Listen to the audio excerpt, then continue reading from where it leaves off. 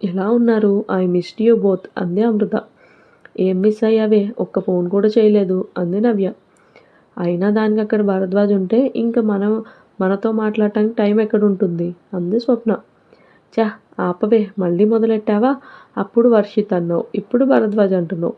ఏం లేదు, ఆ రోజు నా బర్త్డే రోజు ప్రూవ్ అయింది కదా వర్షిత్కి ఏం లేదని.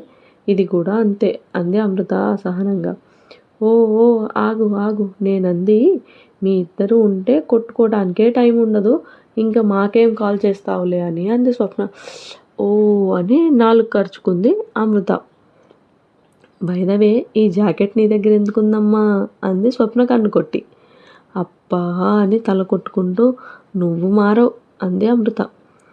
అవన్నీ తర్వాత కానీ ముందు మ్యాటర్ చెప్పు అన్నారు స్వప్న నవ్య. ఏం లేదే, నైట్ చలి పుడుతుంటే ఇచ్చాడు అంది అమృత. ఏంటి చలికాలంలో కూడా ఎండాకాలంలో ఉంది, దీనికి చలి పెట్టిందా అంది నవ్య. అక్కడ ఉందిలే, గొడవ చేయకండి అని మర్చిపోయా, మీకు చాలా పిక్స్ చూపెడతారండి అంటూ ఫోన్ తీసుకుంది టాపిక్ డైవర్ట్ చేయడానికి.